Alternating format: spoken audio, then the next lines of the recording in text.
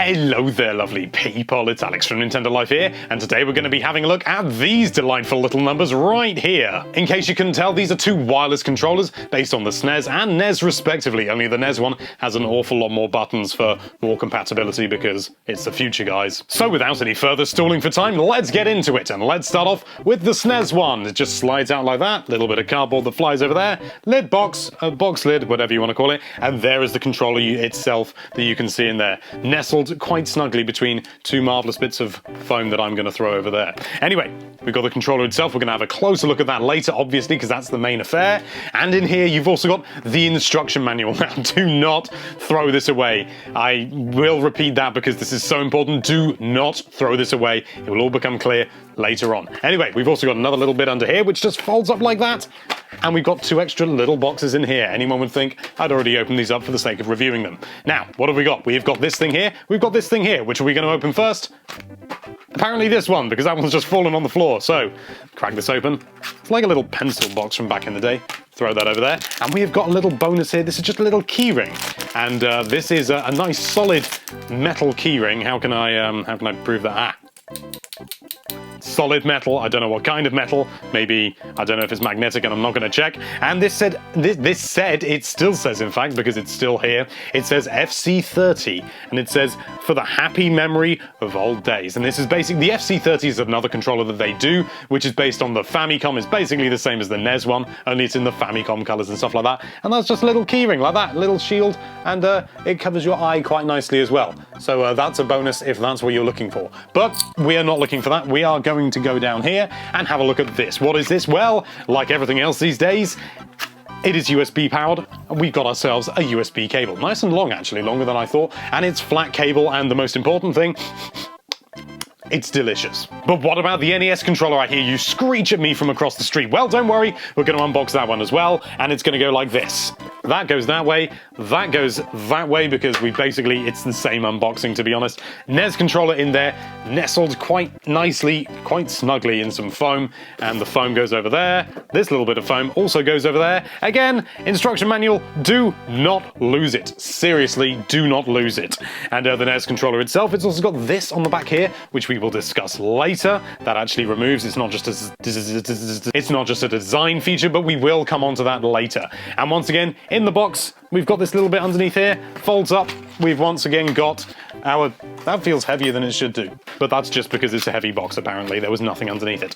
Right, cable, lovely. Just as delicious, honest.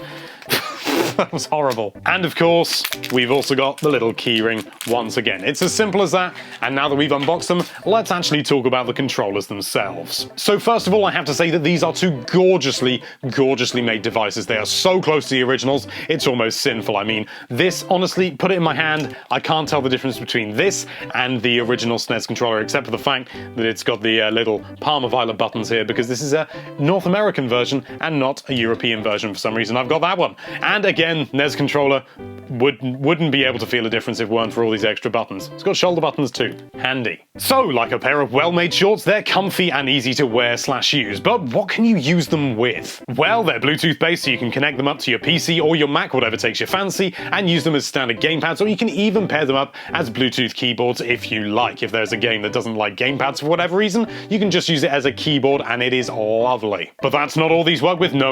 If it's got Bluetooth, these will work with it. So we're talking Raspberry Pi. We are also talking iOS and Android. So that is ruddy marvelous. Just pair it up with your phone, and if it's got controller capabilities in it, which is more likely with the Android than the iOS, then it will work. Whilst we're on the subject of phones, I'm also going to come back to the thing on the back of this. This is not just a little bit of superfluous chintz.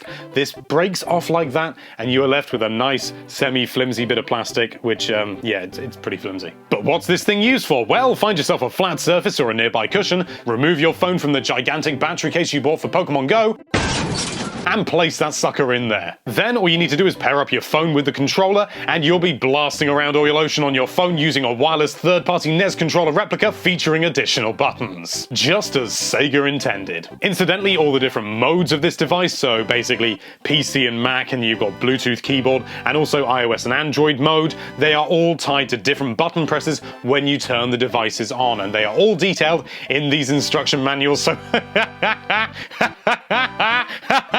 don't lose them. So these controllers are great all round, really responsive, very little latency. They feel marvelous, the buttons are really nice and clicky and responsive, but there is one little minor gripe, and it is only little and minor. These things can be a bit of a pig to pair up sometimes with the device you want to use them with, but honestly you kind of get used to it and you get a feel for it, and after a while you just get used to it and then it's not really a big deal. But what if you want to play your original retro games using these wireless controllers on the original hardware? Well, you better tune in tomorrow where we'll be doing part 2 of this review and we'll be looking at these little bad boys right here, these delicious little suckers. Thank you so much for watching. If you like this video, then why don't you go proper wireless with that subscribe button, if you know what I mean, and be sure to check out nintendolife.com for all sorts of lovely Nintendo related content.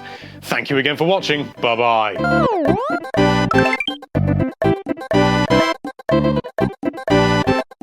Note to self, always make sure your microphone is recording. Hello there lovely people, it's Alex from Nintendo Life here, and today we're going to be having a look at these I haven't even got them near me.